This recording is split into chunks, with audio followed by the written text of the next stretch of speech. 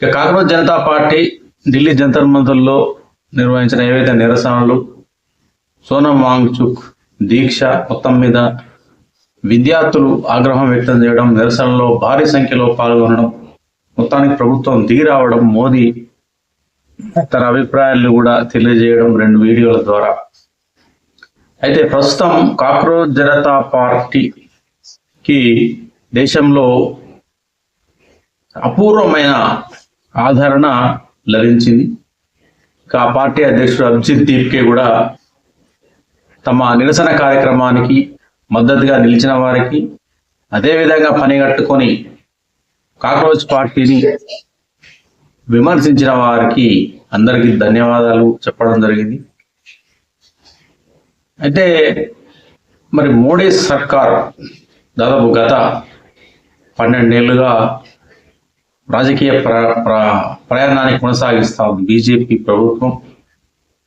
అయితే ఇప్పుడు వచ్చిన కాంగ్రెస్ జనతా పార్టీ మరి ఇప్పటికైతే ఒక విషయం మనం ఇక్కడ చర్చించుకోవాలి. కాంగ్రెస్ జనతా పార్టీ ప్రస్తుతం ఒక ఉద్యమ పార్టీగా మాత్రమే, ఉద్యమ సంస్థగా మాత్రమే పనిచేస్తూ ఉంది. ఎన్నికల్లో ప్రస్తుతం తాము పాల్గొనడం లేదని కాంగ్రెస్ జనతా పార్టీ ప్రతినిధులు కూడా మరి నిన్న వాళ్ళు వివరించడం జరిగింది. అంటే ఇమ్మీడియట్లీ ఒక రాజకీయ పార్టీగా అది అవతరిస్తే అంటే జరిగే పరిణామాలు కావచ్చు, అంటే ఆ పార్టీకి ఏదైనా ఇబ్బందులు వచ్చే అవకాశం ఉంటుంది. రాజకీయ పార్టీ అనేసరికి కూడా, ఎన్నికలు అనేసరికి కూడా ప్రజల్లో రకరకాల అభిప్రాయాలు వెల్లువెత్తడం జరుగుతుంది. స్వార్థపూరితంగానే కాంగ్రెస్ పార్టీ జనాల్లోకి వచ్చిందని అందరూ అభిప్రాయాన్ని వ్యక్తం చేసే అవకాశం కూడా ఉంటుంది. కాబట్టి ఇప్పుడు ఏదైతే నీట్ పేపర్ లీక్ అంశం మీద కాంగ్రెస్ జనతా పార్టీ ఏదైతే అలుపెరుగని పోరాటం చేసిందో 37 రోజులు, వాట్ నెక్స్ట్ అనే చర్చ జరుగుతూ ఉంది. వాట్ నెక్స్ట్ అన్న దానిపైన కూడా కాంగ్రెస్ జనతా పార్టీ ప్రతినిధులు చెప్పడం జరిగింది. భారతదేశంలో మనం ఎప్పటి నుంచో గత 50-60 సంవత్సరాల నుంచి చూస్తూ ఉన్నాం విద్య ఏ విధంగా తయారైపోయింది. మరి పేదవాడికి, మధ్యతరగతి వాళ్లకు విద్య అనేది సక్రమంగా అందుతుందా లేదా, కార్పొరేట్ విద్యా సంస్థలు ఏ విధంగా మరి వ్యాపారాన్ని చేస్తూ ఉన్నాయి, నాణ్యమైన విద్య ప్రభుత్వ పాఠశాలలో అందుతుందా లేదా, ప్రభుత్వ విద్యా వ్యవస్థలో ట్రాన్స్పరెన్సీ ఉందా అన్న అంశం మీద వాళ్ళు ప్రస్తుతం ఫోకస్ చేయాలని వార్తలు వెలువడుతూ ఉన్నాయి. భారతదేశంలోని ప్రభుత్వ పాఠశాలలు ఏవైతే ఉన్నాయో వాటిని బలోపేతం చేయడమే తమ తర్వాతి ఉద్యమం అని, తర్వాత అజెండా అదేనని చెప్పేసి వాళ్ళు చెబుతా ఉన్నారు. ఇది మంచి విషయమే, మంచి పరిణామమే. మరొక అంశమే ఇక్కడ ఏంటంటే కాంగ్రెస్ జనతా పార్టీ సరే ఒక 72 రోజులైంది జన బాహుల్యంలోకి వచ్చేసి నీట్ పేపర్ లీక్ అంశం మీద ఒక అద్భుతమైన పోరాటం చేసింది. భారతదేశ వ్యాప్తంగా విద్యార్థుల నుండి, యువత నుండి, సామాన్య ప్రజానీకం నుండి, అందరి నుండి కూడా సోషల్ మీడియా ద్వారా నేరుగా అపూర్వమైన, అమోఘమైన సపోర్టు, మద్దతు లభించింది. ఇక్కడ లభించినంత మాత్రాన కాంగ్రెస్ పార్టీ ఒక అంశం మీద విజయం సాధించినంత మాత్రాన మరి దేశవ్యాప్తంగా ఉన్న ప్రజానీకం అంతా కాంగ్రెస్ పార్టీ వైపు చూస్తుందా? ఎట్ ద సేమ్ టైం మరి బీజేపీ పార్టీ ఏదైతే ఉందో, ప్రస్తుతం ఉన్న బీజేపీ గవర్నమెంట్, మోడీ ప్రభుత్వం కాంగ్రెస్ పార్టీ ఈ విజయం సాధించగానే చల్లబడిపోయి ఇక మా పని అయిపోయింది, కాంగ్రెస్ పార్టీ వచ్చేసింది, విద్యార్థులంతా, జనాలు, సామాన్య ప్రజానీకం కాంగ్రెస్ పార్టీని అందరూ అద్భుతంగా పొగుడుతూ ఉన్నారు, ఇక మేము చేతులు ముడుచుకొని కూర్చోవాల్సిందేనా అనే విధంగా మరి బీజేపీ పార్టీ ఏమైనా అనుకుంటుందని అందరూ భావిస్తే మాత్రం ఇది పొరపాటే. ఇక్కడ నెక్స్ట్ కాంగ్రెస్ జనతా పార్టీ అనేది ఖచ్చితంగా రాజకీయ పార్టీగా ఉద్భవిస్తుంది. ఎప్పటికైనా సరే ఇంకా టైం ఉంది, 3-4 సంవత్సరాలు ఖచ్చితంగా ఎన్నికల బరిలోకి దిగుతుంది. కాబట్టి ఇక్కడ అన్ని రాజకీయ పార్టీలు కూడా ఖచ్చితంగా ఆచితూచి వ్యవహరించే అవకాశం ఉంది. అంటే బీజేపీకి వ్యతిరేక శక్తులు కావచ్చు, బీజేపీ పార్టీని వ్యతిరేకించే రాజకీయ పార్టీలు కావచ్చు, ప్రతిపక్షాలు కావచ్చు, ఏవైనా కావచ్చు, ఇమ్మీడియట్లీ కాక్రోచ్ పంచన చేరిపోయి లేదంటే కాక్రోచ్ పార్టీకి అండగా నిలబడి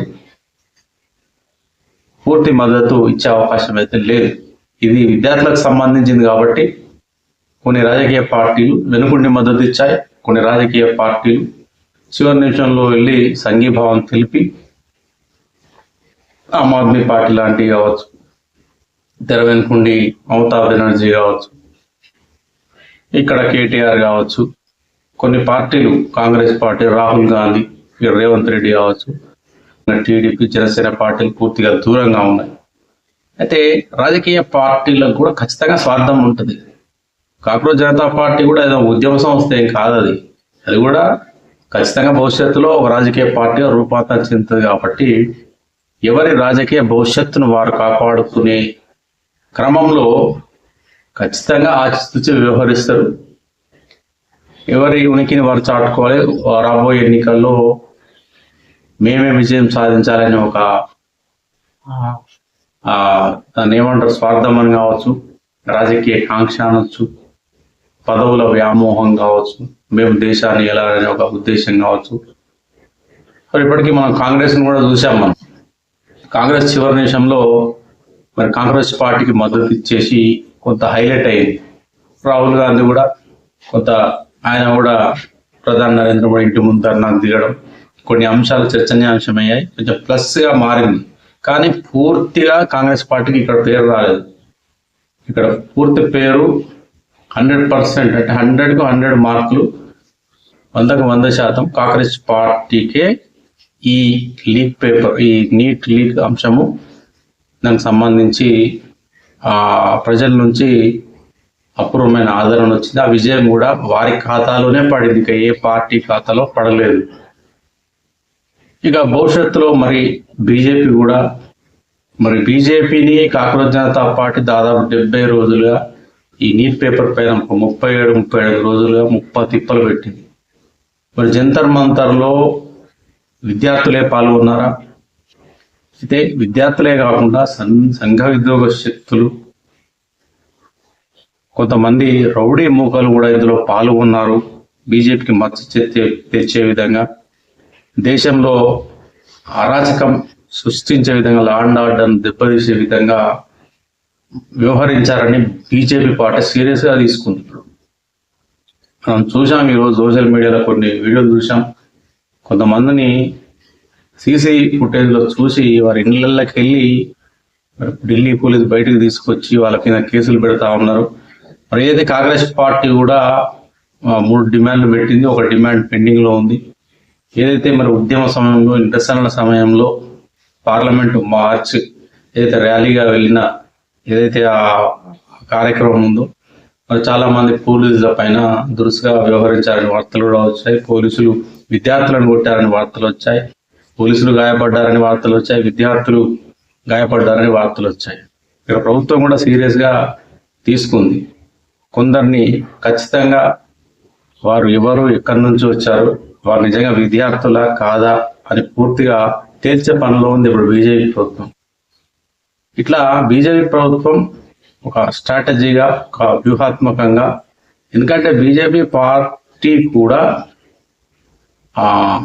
ఖచ్చితంగా ప్రజలకు ఈ నీటి అంశం మీద కావచ్చు, కాక్రోచ్ జనతా పార్టీ చేసిన నిరసన అంశం గురించి కావచ్చు, పార్లమెంటు వైపు దూసుకెళ్లిన ఎవరైతే విద్యార్థులు కావచ్చు, దానిలో మరి రకరకాల శక్తులు ఉన్నట్టు మరి గమనించింది. ఖచ్చితంగా ఇవన్నీ ఖచ్చితంగా రాబోయే కాలంలో ప్రజలకు వివరించే ప్రయత్నం మోడీ ఖచ్చితంగా చేస్తాడు.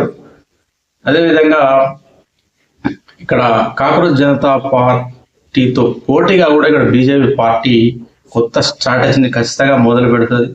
అనేక రిఫార్మ్స్ తీసుకొచ్చే అవకాశం ఉంటుంది. విద్యార్థుల కోసం అనేక రకాలైన ఒక కొత్త విద్యా విధానం కావచ్చు, దేశంలో విద్య విషయంలో ప్రక్షాళన కావచ్చు, ఒక నూతన ఒరవడిని సృష్టించే విధంగా మరి విద్యలో, అంటే మరి హై స్కూల్ స్థాయిలో కావచ్చు, ఇంటర్ స్థాయిలో కావచ్చు, డిగ్రీ స్థాయిలో కావచ్చు, పీజీ స్థాయిలో కావచ్చు, ఇట్లాంటి ఎగ్జామ్ విషయంలో కావచ్చు, ఖచ్చితంగా భారతదేశంలో విద్యా వ్యవస్థను పటిష్టపరిచే విధంగా అన్ని పోటీ పరీక్షలను సక్రమంగా నిర్వహించే విధంగా కొత్త చట్టాలను కూడా తెచ్చే అవకాశం ఖచ్చితంగా ఉంటుంది. బీజేపీ తక్కువ అంచనా వేయడానికి వీల్లేదు. ఎందుకంటే భారతదేశంలో అనేక మార్పులు తీసుకొచ్చింది దాదాపు 12 సంవత్సరాల నుంచి. కాశ్మీర్ స్వయం ప్రతిపత్తి ఏదైతే ఉందో 370 ఆర్టికల్ రద్దు చేయడం కావచ్చు, అదేవిధంగా డిమానిటైజేషన్ కావచ్చు, 500 నోట్ల రద్దు కావచ్చు, మనం ఇప్పుడు మొత్తం మనీ డిజిటలైజేషన్ అయిపోయింది, అది కావచ్చు, ఈ కొత్త స్కీములు కావచ్చు, ఐటీ అభివృద్ధి కావచ్చు, దేశంలో టెర్రరిజాన్ని రూపుమాపడం కావచ్చు, అదేవిధంగా అంతర్జాతీయ సంబంధాలు అంటే వివిధ దేశాలతో వ్యాపార వాణిజ్య సంబంధాల విషయంలో కావచ్చు, చెప్పుకుంటూ పోతే చాలా ట్రిపుల్ తలాక్ కావచ్చు, ఇట్లాంటి అనేకమైన చట్టాలు తీసుకొచ్చింది, సంస్కరణలు చేపట్టింది, భారతదేశాన్ని ప్రపంచ పటంలో గొప్పగా చూపించింది బీజేపీ పార్టీ. కాబట్టి బీజేపీ పార్టీని అంత తక్కువగా అంచనా వేయడానికి వీల్లేదు. బీజేపీ పార్టీ చేసిన సాధించిన విజయాలు ఏవైతే సంస్కరణలు కావచ్చు, వీటన్నిటి గురించి ఖచ్చితంగా ప్రజలు ఆలోచిస్తారు, చర్చిస్తారు. ఈ 3 ఏళ్ల కాలంలో కూడా బీజేపీ ఖచ్చితంగా మరెన్నో విజయాలు సాధించే అవకాశం ఉంటుంది. అది తీవ్రవాదం పైన కావచ్చు, లేదంటే ఉద్యోగాల విషయంలో కావచ్చు, అంతర్జాతీయ సంబంధాల విషయంలో కావచ్చు, ఇక ఏ అంశంలో అయినా ఆర్థిక, రాజకీయ, సామాజిక అంశాల్లో కావచ్చు, ఇక ఏ అంశంలో అయినా బీజేపీ ఖచ్చితంగా ఆచితూచి వ్యవహరించే అవకాశం అయితే ఉంటుంది. ఇమ్మీడియట్లీ ఒక నీట్ పరీక్ష పేపర్ లీక్ అయినంత మాత్రాన ప్రభుత్వాన్ని మనం నిందించడానికి లేదు, మోడీని నిందించడానికి కూడా లేదు. ఎందుకంటే అధికారుల తప్పిదం ఇది. అయితే ఈ ప్రజాస్వామ్య వ్యవస్థలో సరే మొత్తం కంప్లీట్గా మన దేశాన్ని బీజేపీ పరిపాలిస్తుందంటే బీజేపీ పరిపాలిస్తుందని మనం చెప్పలేము. ప్రభుత్వాలు వస్తుంటాయి, పోతుంటాయి, మోడీ లాంటి నాయకులు వస్తుంటారు, పోతుంటారు, ప్రజలు వాళ్ళు నచ్చిన ప్రభుత్వాన్ని ఎన్నుకుంటుంటారు. ఇవన్నీ ప్రజాస్వామ్య వ్యవస్థలో సర్వసాధారణం. కాబట్టి భవిష్యత్తులో మనం చూడాలి కాంగ్రెస్ జనతా పార్టీ ఏ విధంగా ముందుకెళ్తుంది, ఎలాంటి అంశాలపైన పోరాడుతుంది, రాజకీయ పార్టీగా మరి ఎప్పుడు ఉద్భవిస్తుంది, ఏ ఎన్నికల్లో పోటీకి దిగుతుంది అన్న అంశాలైతే ప్రస్తుతం చర్చనీయాంశంగా మారాయి.